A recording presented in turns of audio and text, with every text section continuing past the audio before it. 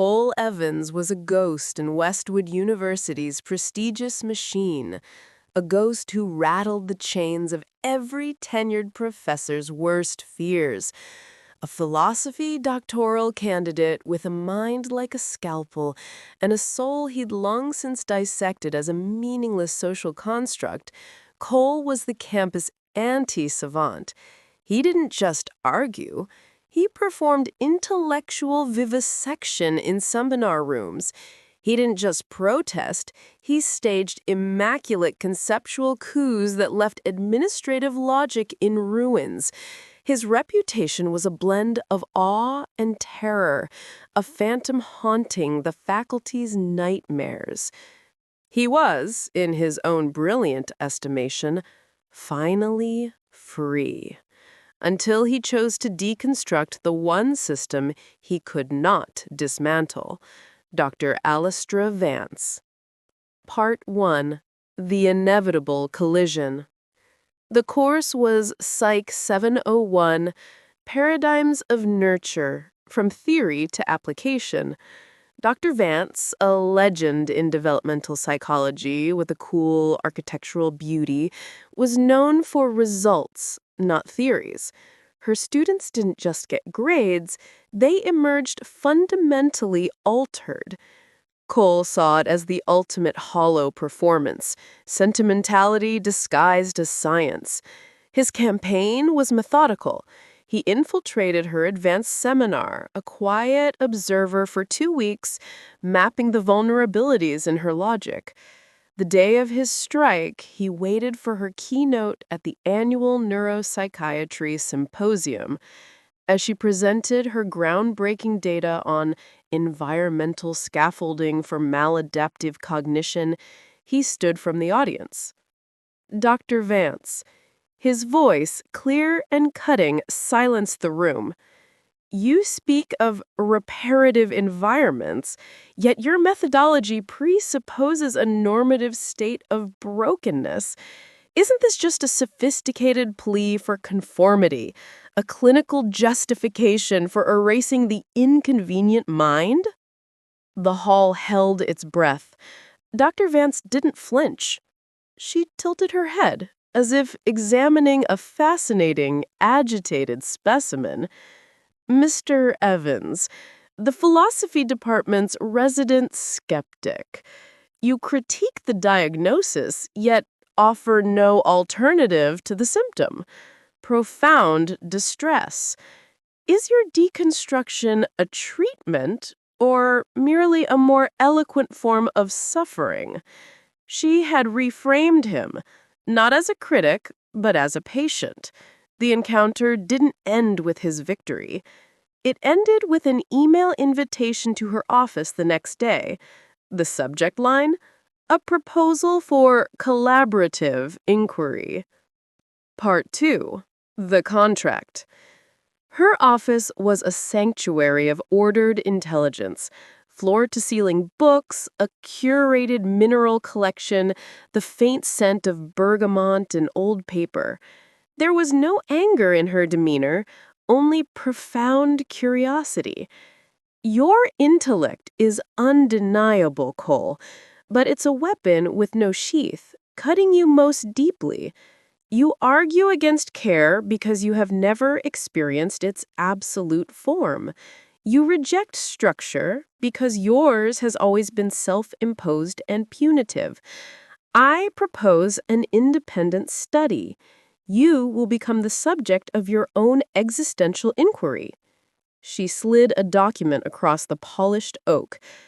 Paradigm Shift Protocol, a case study in consensual cognitive resequencing. It was 30 pages of dense clinical language, citing ethical frameworks, precedent studies, and performance metrics. It outlined a complete immersion into a structured, nurturing environment to test the hypothesis that core rebellious pathologies stem from unmet infantile stage security needs. It mandated scheduled physiological management, diapers, regulated nutritional intake, bottle feeding, structured respite periods, crib naps, and nonverbal comfort modalities, pacifiers, stuffies, it was airtight, academic, and utterly insane. It promised him full credit, a co-author publication, and a chance to prove her wrong from the inside. He read it twice, a smirk playing on his lips. This was her move? A glorified babysitting experiment? He saw a chance to expose the ultimate hypocrisy from within the belly of the beast. And if I refuse a part of your methodology, he asked, the contract includes a graduated consequence system, she replied calmly, tapping a clause. Non-compliance results in simplification. If you refuse the bottle, you lose solid foods. If you resist a change, you forfeit clothed privileges. It's not punishment, Cole. It's data integrity. We must maintain the environment to measure its effect. The arrogance of believing he could outthink any system was his undoing. He signed, "Let the experiment begin." Part 3. The Laboratory of the Self. The lab was a converted observation suite in the Family Sciences building, soundproofed, climate-controlled, and softly lit by adjustable LEDs. One wall was a one-way mirror. The other held shelves of supplies, not in clinical packaging, but in beautiful woven baskets. Thick, German-made diapers with minimalist patterns, glass bottles with silicone sleeves, soft cotton footed sleepers in charcoal and heather gray, a collection of pacifiers from orthodontic to simple cherry teat, and a menagerie of stuffed animals that looked like they belonged in a modernist design museum. On day 1, Dr. Vance, now primary caregiver Alistair per the protocol, met him in a sleek lab coat. We begin with biometrics and baseline attachment. She led him through a series of cognitive tests, heart rate monitors, and stress scales.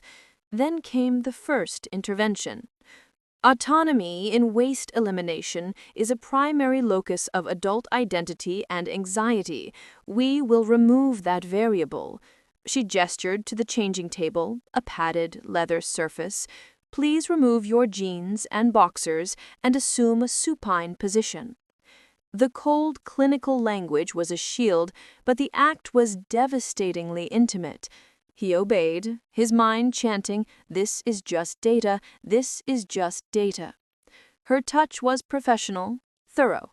The application of a soothing, unscented lotion, the dusting of cornstarch-based powder, the unfolding of the first diaper.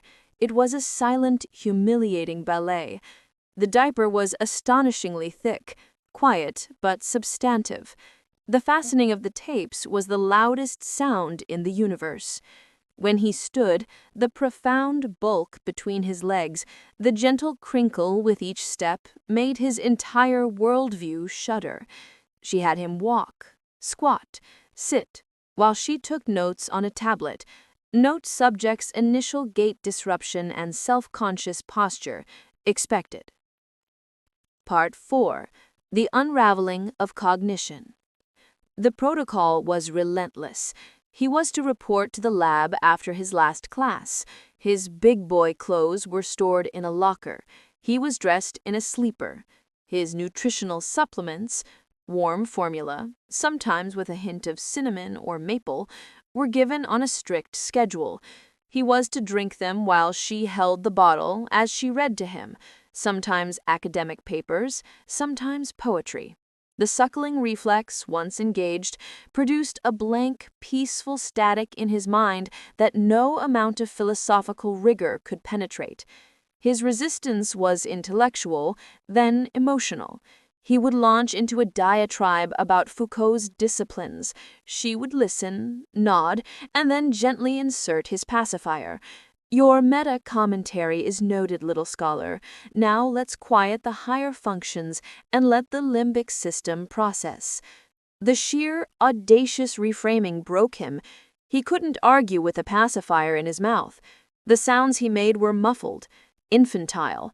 He would fume, then eventually slump, the rhythmic suckling draining his fury. The crib was introduced in week 3, a custom adult-sized masterpiece of Scandinavian design, smooth pale ash, hide rails, and adjustable base. Rest is crucial for neural integration, she stated. His first night, she tucked him in with a weighted blanket and a sophisticated stuffed fox named Theo. She sat in an Eames chair beside him, reading The Velveteen Rabbit in her mellifluous voice, until he fell into a deep, dreamless sleep he hadn't known since childhood. The off-campus phase was triggered by his progress. His apartment, she declared after a visit, was a monument to depressive self-sufficiency. The protocol allowed for environmental transition. He found his books and laptop neatly packed, moved not to a new apartment, but to her home. His room there was the protocol's masterpiece. It was the perfect fusion of nursery and scholar's den. The beautiful crib, a changing table that matched her mid-century modern furniture, a bookshelf with his philosophy texts on the top shelf, and on the lower, reachable shelves, children's encyclopedias, rich picture books, and building sets, a soft rug for play, a vintage schoolhouse desk for little lessons. It was a room that told him he was both infant and intellect, that his regression was not a diminishment but a reorganization. Here, the protocol deepened. Mommy emerged from caregiver Elistra. It happened organically one evening after a particularly harsh bout of self-loathing. He'd tried to write, failed, and thrown his pacifier across the room in frustration. She had entered, seen the scene, and simply opened her arms. "Come here, sweet one. You're trying too hard. Let Mommy." He had stumbled into her embrace, sobbing dry, heaving sobs of utter exhaustion. She had rocked him, humming, "Shh, my brilliant baby boy. Let it go. You don't have to think anymore. Just be my good boy." The word mommy unlocked a chamber in his soul he had bricked over before he could read. Part 6. The New Curriculum. His old life dissolved. He dropped his other seminars, maintaining only the independent study. His world narrowed to the blissful, deeply structured rhythm of her care. Mornings began with a gentle change and a bottle in bed. His days were spent in little space studies. She would give him simple puzzles, sensory bins with kinetic sand and smooth stones, or have him color complex mandalas while she worked nearby. His afternoons included physical regulation, playtime that was really guided movement to strengthen his core, his often neglected body being rewired alongside his mind. She introduced reporting. He had to use a felt tip pen and thick paper to draw pictures of his feelings instead of writing them. He had to point to a chart with faces to show if he was hungry, thirsty, sleepy, or needed a change. Verbalizing needs was initially encouraged, but then gradually replaced with non-verbal cues. She became preternaturally adept at reading his body, anticipating a need before he fully felt it. The dependency was absolute, and in its absoluteness, he found a freedom from self that was more liberating than any existentialist tract. His big intellect was not discarded, but repurposed. She would engage him in discussions, but now from the vantage point of his regression. How does Kant's categorical imperative feel from a place of pure need, my love? She would ask as she buttoned his sleeper. His answers filtered through his new lens were startlingly insightful, stripped of defensive jargon. Part 7. The Point of No Return. The thunderstorm was the final catalyst.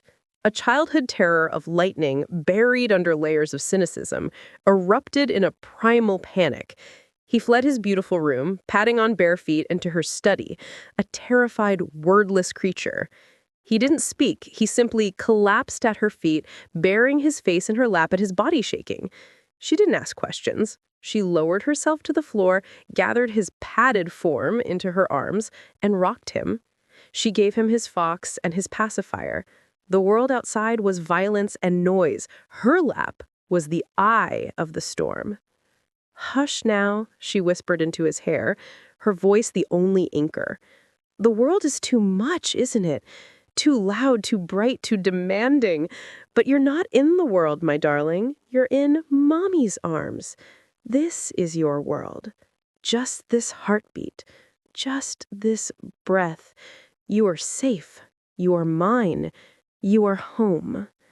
In that moment, the last vestige of Cole Evans' PhD candidate dissolved. The man who needed to deconstruct the universe realized the universe he needed was the size of a loving embrace. He surrendered completely, mucus and tears on her blouse, his diaper wet from fear, his soul finally, utterly quiet. Part 8. The Graduation. Months later, Cole Evans was administratively withdrawn from Westwood, citing personal reasons for his unfinished doctorate. The philosophy department breathed a sigh of relief. The terrifying ghost was gone. A different young man was sometimes seen with Dr. Vance around town. He was quiet, serene, with a startlingly clear gaze. He wore expensive, simple sweaters and soft trousers. He held her hand. Those who looked very closely might notice the subtle, constant movement of his tongue against the bud of a discreet, flesh-tone pacifier, or the way he always sipped from an elegant metal water bottle. The rumor was he was her live-in research assistant, a brilliant mind she was mentoring privately. He was, in fact, her magnum opus. His days have a crystalline structure. He wakes when Mommy opens the blinds. He is changed, dressed, fed. He has little lessons. He plays. He naps. In the evenings after his bath and powdering and the securing of his nighttime diaper, extra thick for peace of mind, she reads to him in the rocking chair. His dissertation, the one he signed up for, is forgotten. His new thesis, lived every day, is a simple, perfect proof that the highest function of a great mind is not to question everything, but to accept one perfect, nurturing truth. He is no longer a philosopher. He is her baby. The contract never ended. It simply became life. His crib is not a bed. It is a conclusion. The crinkle of his diaper is not a secret. It is the sound of his thesis, constantly affirmed. And when he looks up at her with wide, adoring, utterly dependent eyes and whispers, "Love you, Mommy," Dr. Alistra Vance knows she has successfully defended the most important hypothesis of all, that some minds are too beautiful for this world and must be lovingly, tenderly, and permanently kept in a better, softer, smaller one.